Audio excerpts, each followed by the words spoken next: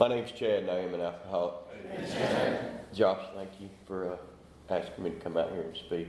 It's a big deal, brother. I appreciate it, man. I really do. And thank you guys for having me here tonight. I am just overwhelmed, to be honest with you, but hopefully all that'll go away. I have a sobriety date. It is April the 19th of 2018. I have a home group.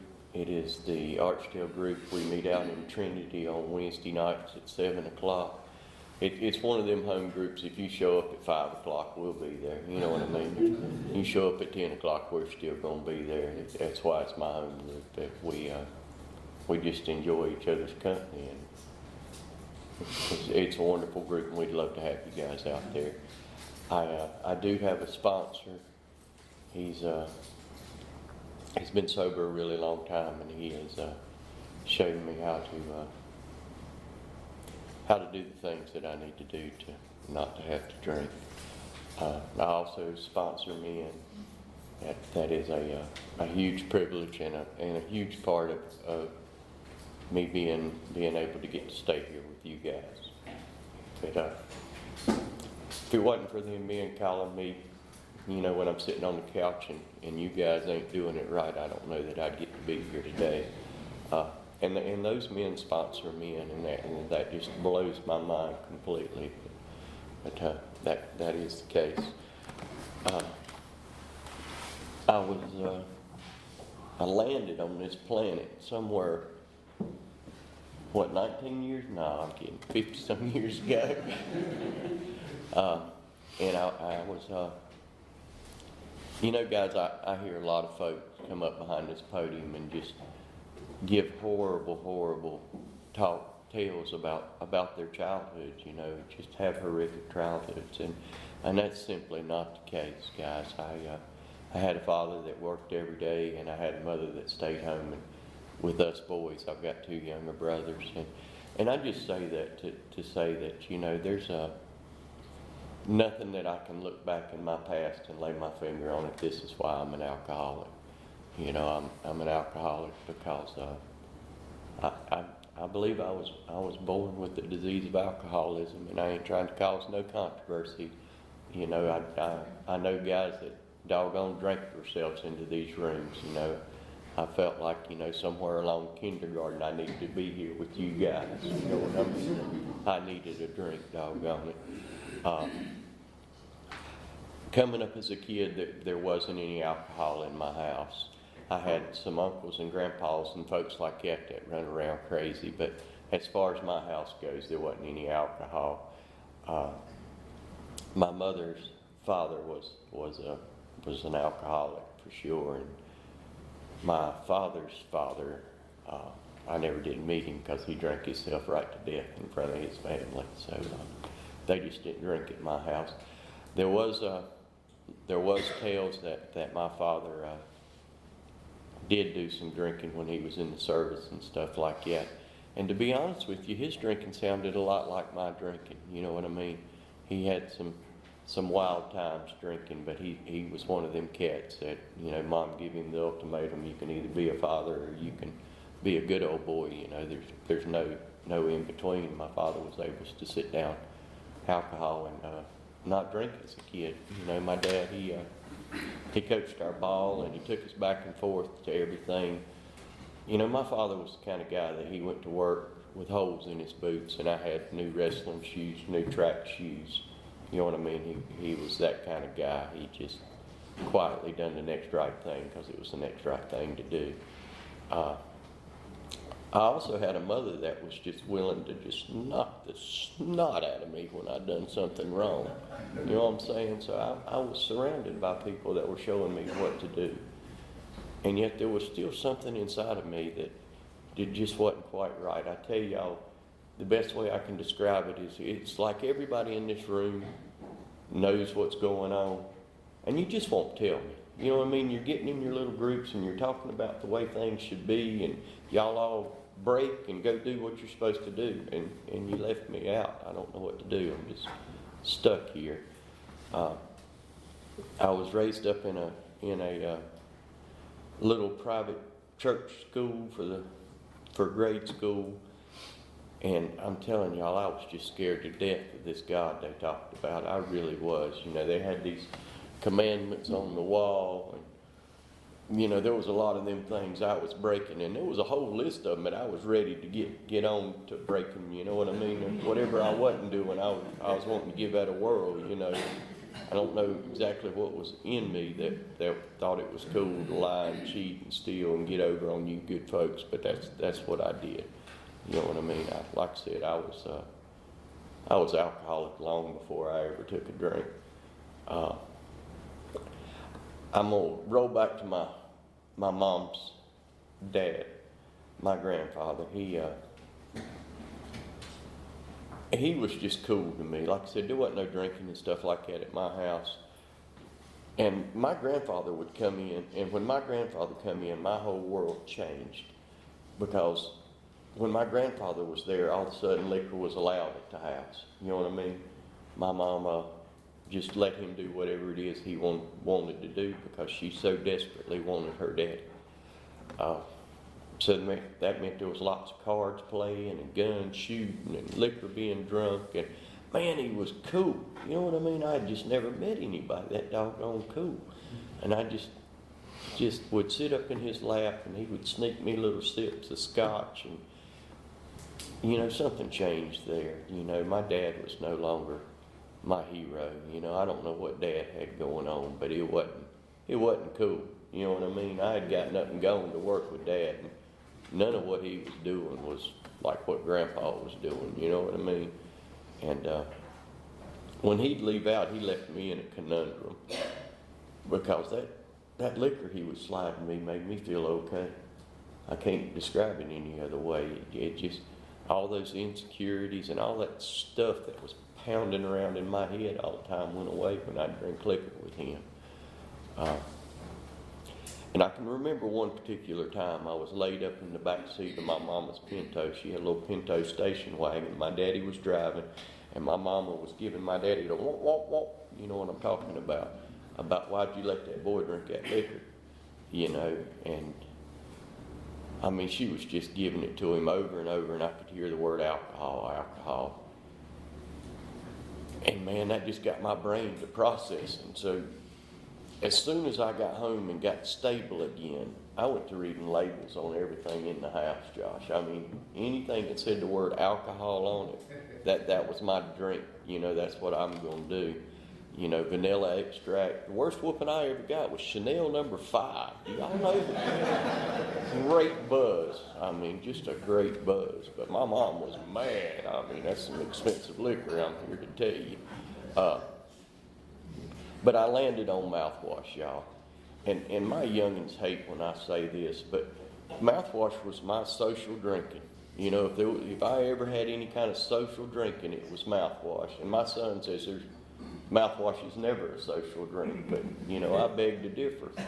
I could get up in the morning and I'd take me 2 or 3 hits of that old yellow Listerine. I'd put a little bit in my book bag and I'd go off to middle school. You know, and that's just, it worked for me, guys. You know, I played sports. I done well in school. You know, everybody just thought I was minty fresh, I reckon. I have no idea. Nobody ever said anything to me. But at this point, I could find that comfortable 0.08 to 0.12. Most of y'all know what I'm talking about. That walking around. You know what I mean? You're at that right level to walk around and interact with you nerds, you know. At some point that turned on me. I don't know if you guys have ever introduced a 13 or 14-year-old little boy to Listerine. Some of y'all are looking at me like they looked at me. You know what I mean? It just wasn't cool. It just, they were like, you're an idiot.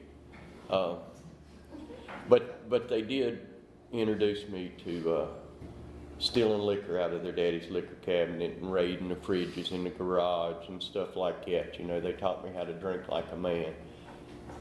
And that was the time that I was going to start hearing these phrases: you can't handle your liquor, you know, why don't you stop? You know, I started feeling less than because of my drinking. And I started losing friends, y'all. You know, I become this blackout drinker where I'd wake up the next day and people would start telling me, do you know what you did? Not particularly, you know, why don't you inform me on what a good time we had last night, you know? I just didn't understand this drinking thing. I didn't understand it. When Josh would come up to me and I'd been at his house and he said, man, you cannot hold your liquor. Well, the next time I showed up at his house, I brought 2 fists. I'm going to show you I can drink. You know, I didn't understand what was going on. I thought that, I just thought that I was, I don't know what I thought, guys. What I do know is somewhere along the age of 15, I'm going to start going to jail over drinking.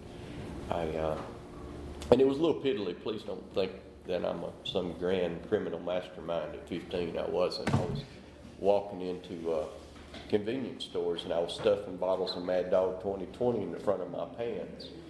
And one particular Friday night, I had my Mad Dog with me, but all my buddies showed up empty-handed and I'm not sharing. You understand what I'm saying? I'm not sharing my Mad Dog. So when I left out of the grocery store that night, I was ringing, you know, clinkety, clinkety, clinkety, and glass bottles was ringing on each other, and they nabbed my little hiney, and then off to jail I go. I bring up that particular story of off to jail I go because, you know, that grocery store I stole from was, that was the first place that my mom handed me $1 to go in and buy something on my own, you know what I mean? That was where they did their shopping. My dad's friends were in that place, and you know, I just disgraced my whole family, you know what I mean? And I ain't never gonna drink again, you know what I mean?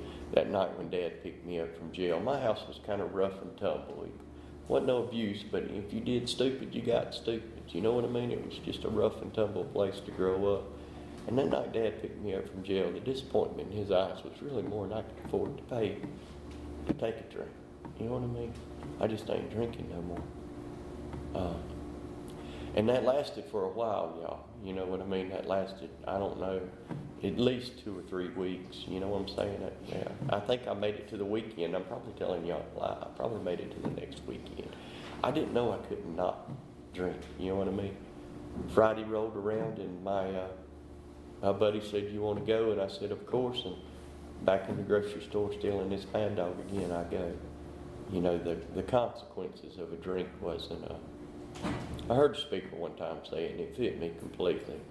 You know, he said he walked up to the bar and asked the bartender for a shot. The bartender said, this is going to cost you your job. He said, I can pay that. He walked up to the bar and asked the bartender for a shot. He said, this is going to cost you your wife. I can pay that. You know, and that's kind of the way it was for me. It didn't matter the consequences or the cost. You know, it didn't matter who was in my life or who wasn't in my life. I needed a drink.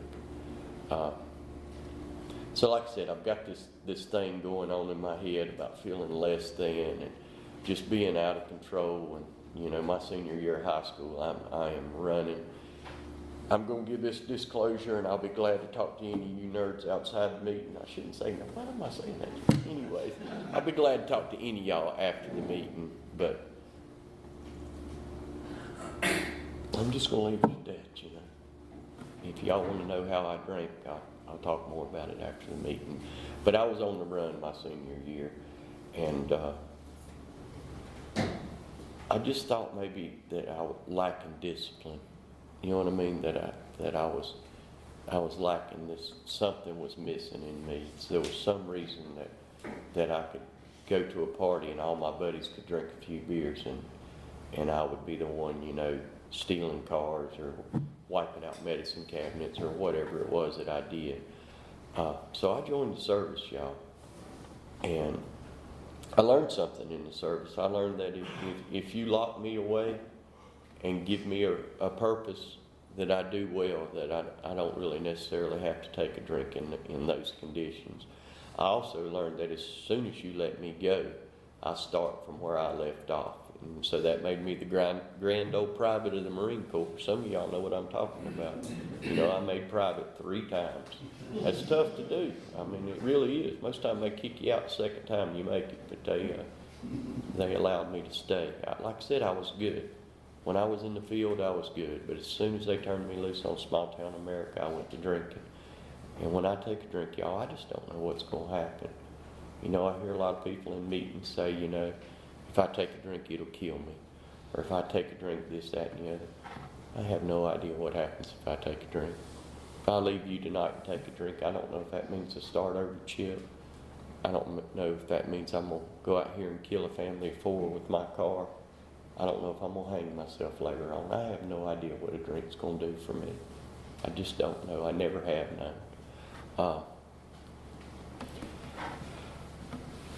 So I got out of the service, and I shouldn't phrase it like that. You know, they stood me up in front of the commanding officer, and he looked at me and he said, "Man, if you don't show up no more, we won't look for you." You know, I see the Marine Corps commercials on the TV, and they seem to be doing all right without me. They sent me checks for a while, but they quit doing that, so I don't know. I told y'all a little bit about my daddy's drinking and how it sounded a lot like my drinking. And, you know, on the outside looking in, he solved his drink problem by getting married and having kids. Any of y'all solve your drink problem by getting married and having kids? Me neither. That's terrible. Me neither. I say that to tell y'all I didn't go into that marriage with malice. I had no idea I had no idea I couldn't stop. I could not stop. You know, over the next 14 years, I'm going to do things that are unimaginable to that wife and kids. I married up a little gal that was a little church gal, and you know what I mean? She just loved me for everything she was worth. She would defend me to the bitter end. She was, she's what do they call them, a black belt Al-Anon? That's what she was, but she hadn't found Al-Anon yet. Well, my life changed when she did. Shit ain't funny. It still ain't funny. You know, guys, I'm gonna just briefly tell you about one of those blackouts in that marriage. You know, I don't know if any of y'all have ever come to, and it's in your belly, and you know it was bad, and you have no idea what it was. You just know it ain't good. You know, you start looking yourself over, and you've got scrapes and bumps and bruises, and you just can't remember. And I'm laying there in that bed in that shape, and I hear her coming down the hall, y'all. I know what's going to turn that corner. I know. You know, it was just simply God's grace that it wasn't her that stepped in front of me that night. It was one of my buddies. But it scared me to death.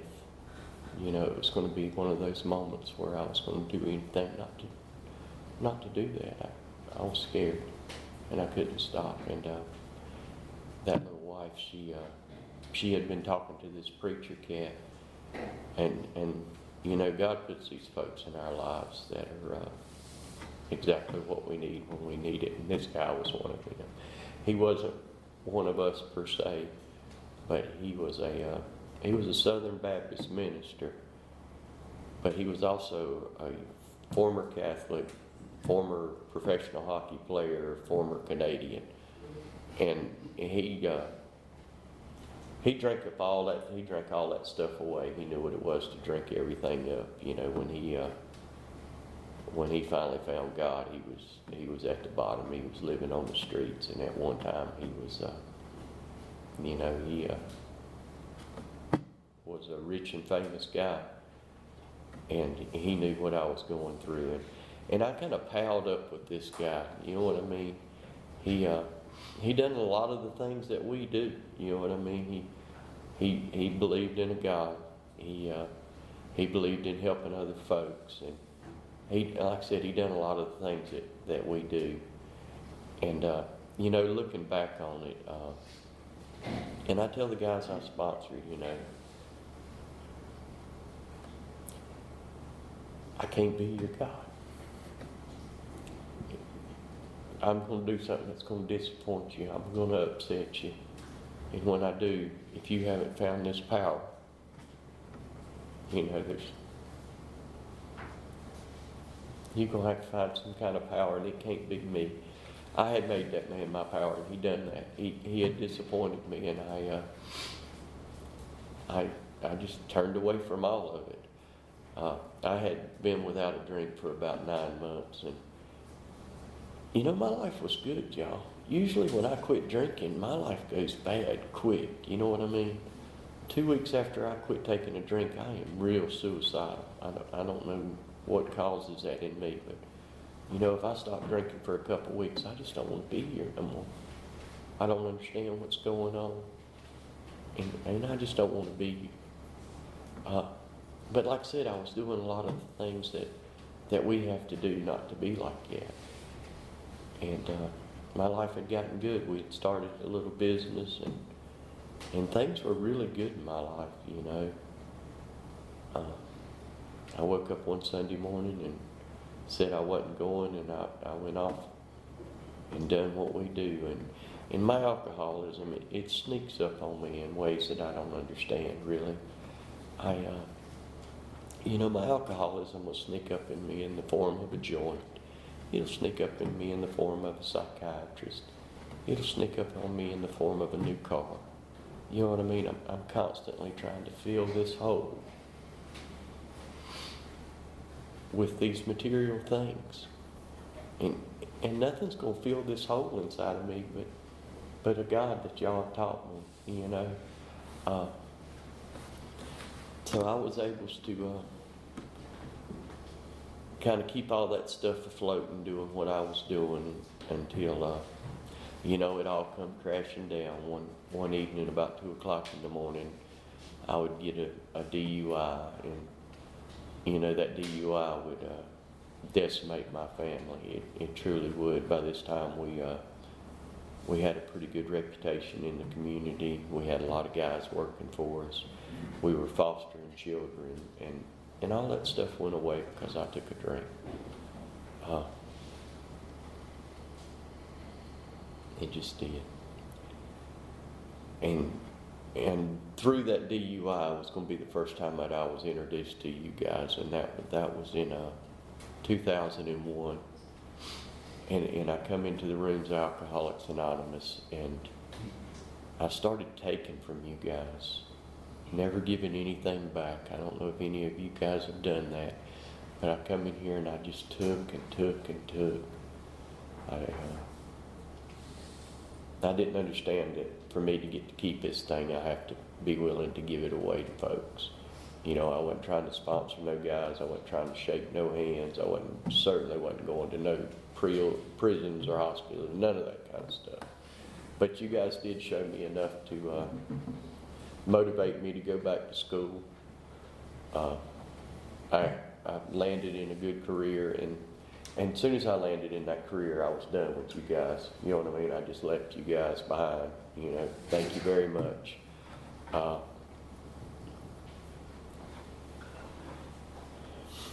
And my life went downhill as soon as I left you guys. I didn't realize it was going downhill, and it went downhill for about 5 or 6 years until, you know, all of it kind of collided, and, you know, that wife finally put them babies in the car and run from me one last time.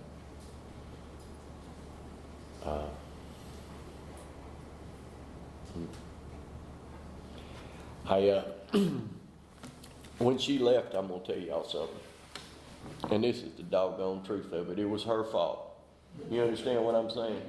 It was her fault. If she would have just let me drink on the back porch, I wouldn't be out here getting these DUIs and running into the law and stuff all the time. It was her fault. You know, sitting down with a sponsor, I realized that there were many times that poor lady was hiding my car keys. She was standing in front of me with tears running down her face. Please don't leave. It was absolutely not her fault. It's absolutely not her fault. There is nobody in my life that is responsible for my drinking. And there is nobody in my life that is responsible for my sobriety. Those two things are my responsibility. You know, today, hanging out with you guys, I have a choice. I didn't have a choice before I got here, but today I do have a choice. Back to it. I'm running out of time too. When that wife left, I let the clutch out. Up until this time, I was that periodic drunk. I know it sounds like I was riding it pretty good, but I was, you know what I mean? I was having I would go 3 months, 4 months, 6 months, 2 weeks without a drink. Boy, and that's the most terrible thing I could do to somebody. I give these people that I love this false hope, and they start tippy-toeing around me because there's something they did that caused Chad to take a drink. You know what I mean? It's a terrible way to live. Ain't no wonder we drive those that love us just absolutely crazy. You know what I mean? Anyways, that's how my drinking looked up until this point. When she left, my drinking didn't look like that. My drinking became a everyday thing. You know what I mean? There wasn't going to be a waking moment for the next several years that I wasn't on some kind of alcohol. And I had this crazy job that I don't know how in the world I done it, but let me assure you, I had a whole bunch of responsibility and a whole lot of people's lives in my hands all the time. And I'm going to leave it to that because I'm in the county I work for.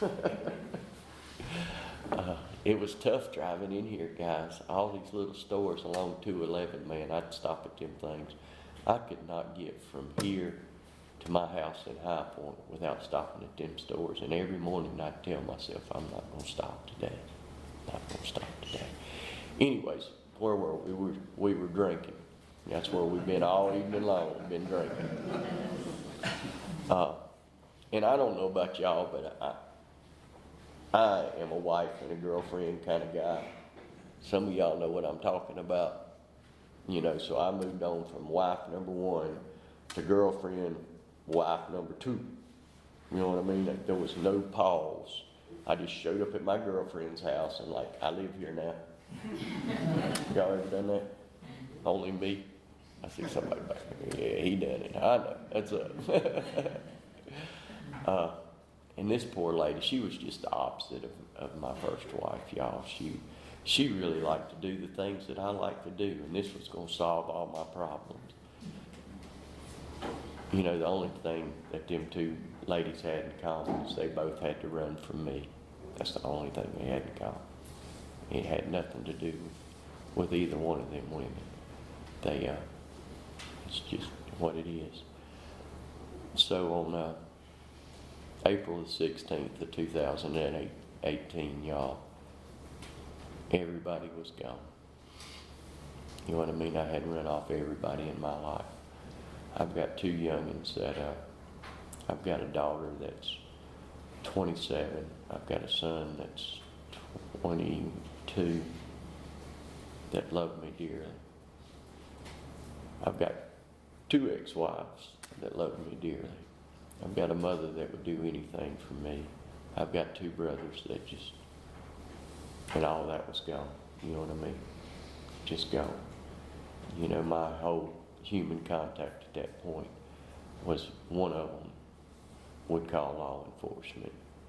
And law enforcement would show up at my house and blow the siren. I'd stick my head out the door, wave, they'd wave, and off they'd go. You know what I mean? That was my whole human contact. And I don't know exactly what was special about that day, to be honest with you. It wasn't like it was the first time I had ever woke up and said, I can't go on no more like this, and I'm done with this. But on that particular morning, that's what I was going to do, y'all. I got to you people on a suicide attempt. And that's just honest as I can be about it. And I don't particularly want to stand up here and tell y'all that, because, it kind of goes against my religion. It certainly goes against everything being a man has. It just does. But it is what it is. And I owe you the truth. You know what I mean? The problem with that was I come to on April the 19th of 2018. And boy, I was mad. I don't know if y'all have ever come to and the sun's coming up and you got to go again. But man, I was hot. Not only was I mad, I was naked. I don't know, have any of y'all ever been naked and mad? Not a good combination. Then you throw in the vomit and the dog poop where I had locked myself in this bedroom with this old dog. And now, I've really got problems, y'all. I said the first honest prayer I've ever said in my whole life. I said, I can't stop. I can't keep living like this. You won't let me die. What are we going to do? I slipped that little word "we" in there. And I think God be listening to stuff like that. I really do. Because it was the first time I'd ever included God in any of my plans. I said, what are we going to do? I went back out and I come to with somebody banging on my door. And, I honestly don't know who called this lady. And my youngins, they swear that this lady ain't real. So I don't know. I remember, I believe. But this lady showed up at my front door. And I don't really have to paint y'all a whole picture other than to say that I hadn't taken a shower. I think I had thrown on some gym shorts before I answered that door. But that's what I looked like when I answered that door. This lady wasn't a bit afraid of me. And she didn't do nothing right. I've looked in this book a lot. And I've been to a lot of meetings. And we are men for the men. And we travel in pairs, right? That's how we do this thing. This was a woman by herself. But this was a woman that God had sent to me. This lady told me her story. She didn't say nothing about the stuff that was laying on my table. She didn't say nothing about the way I looked. She didn't say nothing about none of that. She just asked, could I talk to you? And she told me her story, and she told me this horrific story. And me and this lady didn't have nothing in common. Nothing at all. I come from a good home. I was safe. My house was safe. She come from the streets, you know what I mean? She had lived on the streets her whole life. It was horrific. No mama, no daddy, no nothing. And she had done everything a woman has to do to live on those streets. She was real honest about what her drinking had done to her and where she had taken that drink to. But the lady telling me that story and the lady sitting in front of me were not the same person. They just simply were not. This lady showed up in a car. She had brushed her hair. There was a lot of signs that it wasn't the same person. At the end of her story, she just asked me if I wanted some help. I didn't know what I wanted, but, another treatment center sounded good to me, y'all. I don't know, have y'all ever been in them little spin dry joints? It's me, them little jitter joints, they spin you dry and kick you out. I don't know about y'all, but I've been to a whole bunch of them. And I'm going to tell y'all what happens to me in these places. I get my belly full. I get in the psychiatrist's office. I find me one of these cute little gals sitting in the room, and I am ready to go again. You understand what I'm saying? I don't know why that happens. I don't know how I can come to naked, covered up in vomit, and 3 days later I'm ready to go again. I don't know how that happens, but that's just what happens to me. You know what I mean? It just does. But God, I needed somewhere to go. Everything was gone. They sent me to a little co-ed detox down there in Chapel Hill. She put $5 worth of gas in my car because there wasn't no gas in it. It was sitting in the yard. It didn't even have enough gas to get up the hill. Anyway, she put $5 worth of gas in that car and sent me to Chapel Hill. When I walked in that door out there, again, it was just this grace that y'all talk about that I got to Chapel Hill, because when I went to check in, I had a big seizure and they sent me to the hospital, and I stayed in the hospital 2 or 3 days and done what we do when you take alcohol away from me. They sent me back to that little detox. And I was in that detox long enough to, the only thing on my mind was let me out. You understand what I mean? Let me out of here. Anything's better than here. And a guy come, and he had two other guys with him, and I won't never forget this man. He done something for me that I just simply cannot repay. I'm standing behind this podium tonight, trying to give back a little bit of what he gave to me. He brought an H&I meeting into that detox that night, and he didn't tell a bunch of cute little drinking stories. He didn't tell those stories. He told me the truth, y'all. He told me in particular this one story, and I'm gonna tell it to y'all tonight. You know, he's sitting there in that chair in front of everybody at that detox, and he's got his eyes closed. He puts his hands up. And he's talking about he's going in and out of this blackout. He's got his hands on this woman, and he can't seem to let go. At that moment, I didn't want to go nowhere. At that moment, I didn't want to live like that no more. As he was telling that story, I could hear my son screaming in the background from out from under a bed. He told those things that I ain't never going to tell nobody. He told those secrets that kill people like me. Those things, that guilt and that shame that I'm never going to be able to get over. You know, he also told me another, something that's saved my life on a daily basis. It saved my life at my first meeting. It saves my life at, I don't know, probably gone 10,000 meetings now. But he said if I would come into the room to Alcoholics Anonymous, put my hand up and say, I don't know what to do, I'm scared, and just do whatever it is y'all say do, that I wouldn't have to live like I was living. That has been true the first day. It is true tonight. I wound up at my first Alcoholics Anonymous meeting, and I was in a terrible shape. I showed up at that meeting about an hour early because I had done what all good cowboys do. You know, I had landed on my mama's couch, and I love my mama to death, but my mama's house is not somewhere where you get sober. You understand what I'm saying? My mom don't know what to do with an alcoholic. She watched her daddy drink himself to death. She has no idea what to do with us. It's not her responsibility to know what to do with me. There's no logical reason on earth that I got sober on her couch, but I did. I showed up at that meeting, and this crazy man, Vern, I know we're taping, but Vern bounced in front of me. He handed me $5 and sent me after a bag of sugar. Again, I've looked. Nowhere in the book does it say hand the newcomer money and send him away from the meeting. It don't say that. Nowhere. I believe there's a God, a grace working in these rooms, Alcoholics Anonymous. I don't believe there's anything that man could have said to me that night that would have given me what he gave me. He gave me just a little bit of my dignity back. Just a tiny bit. It had been a very long time since anybody had asked me to do anything. And I don't know that anybody since I was in 5th grade had ever given me any money and expected me to come back.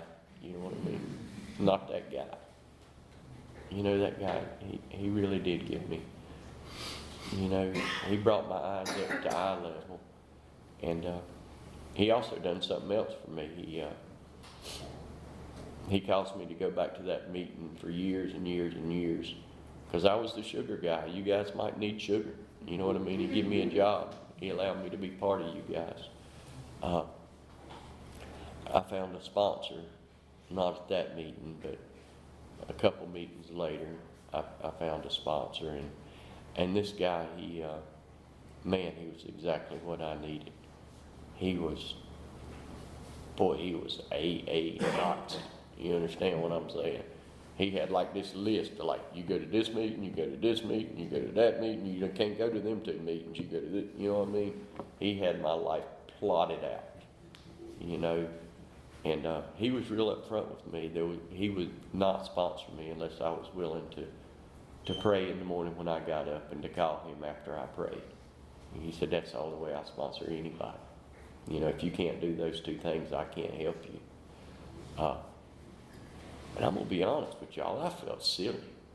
You know, I really did. I felt silly.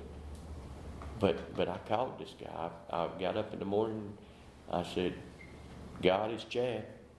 I don't know what I'm doing, but here I am. And then I'd call him. And then about 2 hours later, my life would go to it'd go terrible. It'd go terrible. And I'd call him. I'd say, hey, Sponsor. And he'd be like, did you pray? And I caught on pretty quick, you know, so I'd pray before I called him. Yes, Sponsor, I prayed. He said, have you eaten a Tootsie Roll? No, I'll call you back. Eat some Tootsie Rolls and call him back. Just insanity. It just makes no sense. It don't make no sense to me tonight. You know, it don't make no sense. What I know for sure is that if I will take these actions, that I will get what y'all got. I know it. You know what I mean? I don't have to believe it. You know, you don't have to believe in the 12 steps to work them and get sobriety. It just happens. It does.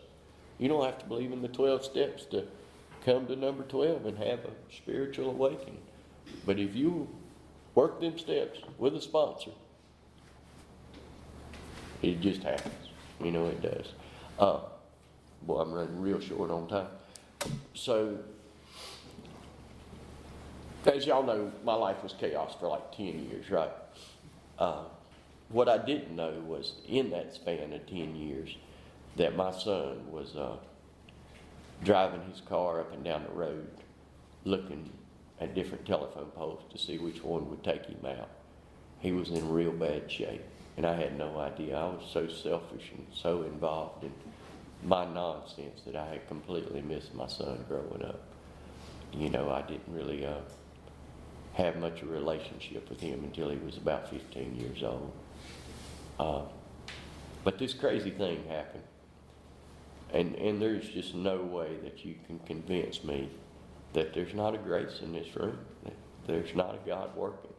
Because that woman that used to have to run from me showed up with that boy in tow and said, I think you can help me. You know, that wasn't her. There's no way that thought come out of her head. That was God. That was absolutely God. My son became my first running buddy, y'all. Me and him, we'd ride back and forth to meetings. And when I say my first running buddy, I want y'all to know I had like 6 or 7 days separated from alcohol at this point when she showed up at my mama's house. I had no idea he was in trouble. But it worked out good for me because he got a sponsor and I needed 2 sponsors. So whatever his sponsor told him to do, I would do that too. You know what I mean? And his sponsor said that he had to go pick up guys and take them to meetings. That was part of what he had to do because he had a car.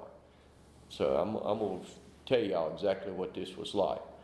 Me and him would pile in my little car, and he would beat on my dash on the way to this meeting, just angry, so mad. We'd throw in 2 or 3 guys from the Oxford house in the back of this car, and he would beat on the dash with these new cats in the back of our car. It was not good, you know. You might not pray in the morning, you might not pray in the evening, but by God, you'll pray on the way to the meeting, I promise you. If you riding with me, you will. And then after the meeting, this crazy thing would happen. This kid would be talking about God and spiritual, and he would just be better from being with you guys for an hour. You know, I could literally watch it. It was the most amazing thing ever. Everybody in my car would be better. You know, they would get in my car, me included, and the world would be against them. And on the way home, everything was okay. So this went on for about a month or so, y'all. And my daughter,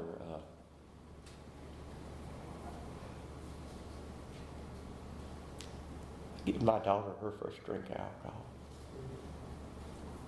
I picked my daughter up off the streets of Wilmington more times than I can count. Not easy, but I owe you the truth. Somebody else in this room needs to hear it. So my daughter got wind that me and Joseph are going back and forth to these A&A meetings. My daughter got in the car to save us from the AA cult. That is not a lie. She was going to save us from y'all. What happened is, y'all do what y'all do. My daughter would show up to meetings with no clothes on. None. Zero clothes. And you ladies didn't put her down, didn't tell her she couldn't be here. Y'all surrounded her and loved her. And I'll be forever grateful. I will never be able to repay what you ladies done for her. I try to repay that by protecting you ladies. You know what I mean? I do my very, very utmost to make sure that these ladies are safe in these meetings. If you're getting up in the morning and you're praying and you're asking God, by God, you better be protecting them too.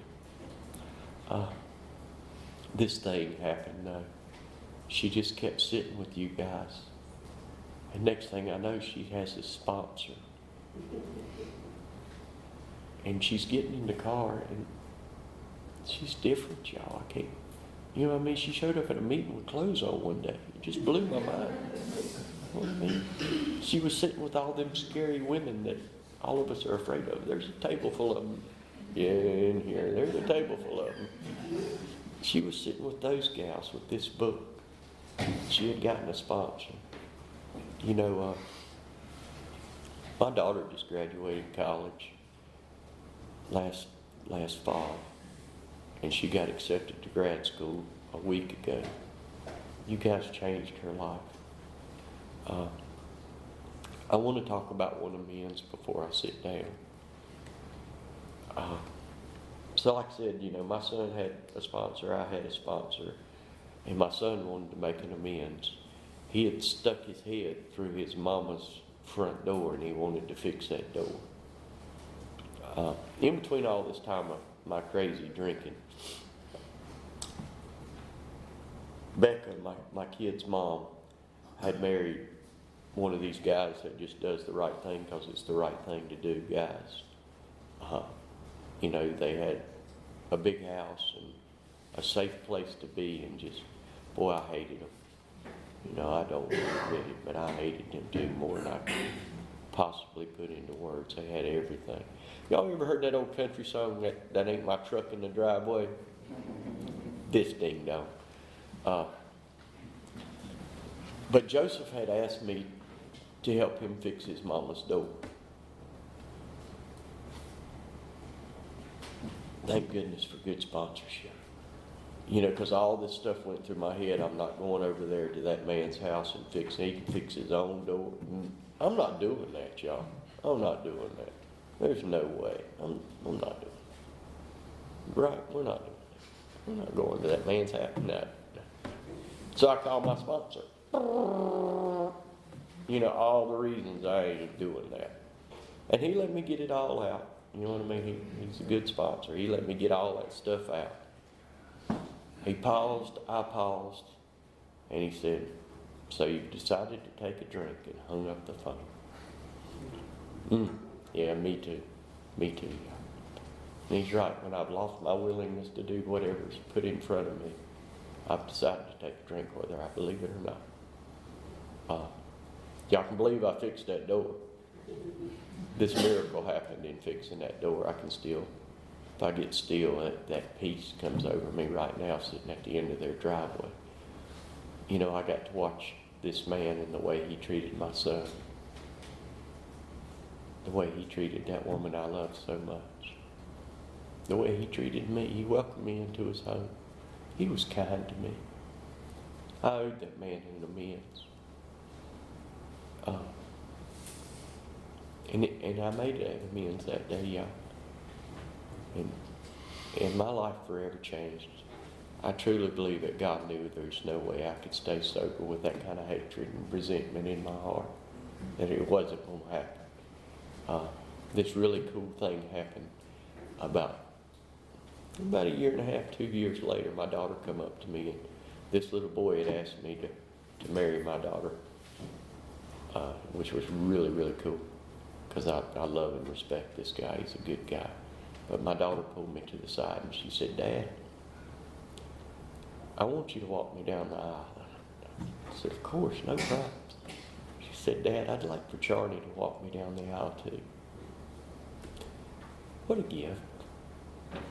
You know, I was able to kind of set aside some of those old feelings and that ego and all that nonsense that would have spewed out of my head and said, baby, I think it's a great idea.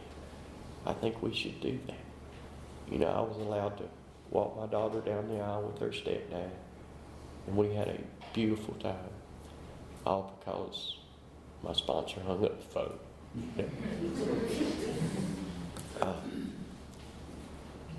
Guys, you know, today my life is something that I just can't really put into words to y'all. I pull up at my house, and everything's okay. I've never been okay my whole life. There's nobody there to take care of me. There's nobody there to watch and see what I'm doing. You know what I mean? I live by myself. You guys have taught me how to take care of myself. I didn't know.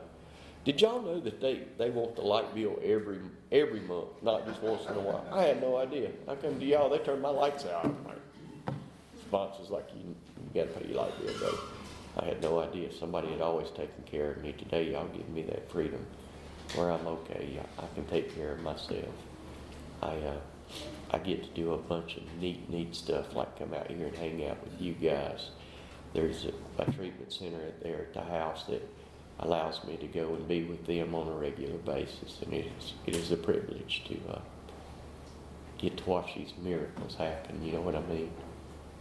The miracle in my life is amazing, but to get to sit down in front of somebody that can't stop and watch y'all work is something that you certainly don't want to miss. I think Dr. Bob says it best. You know, this is something we don't want to miss. I'm out of time, and I'm gonna leave you with this. You know, if you're sitting here and you believe you've gone too far, that you've gone beyond this grace, I want you to know you are worthy. You're absolutely worthy. You're worthy of God's love. You're worthy of sobriety. You know, and I know you're worthy today because I am worthy. I love you. Thanks.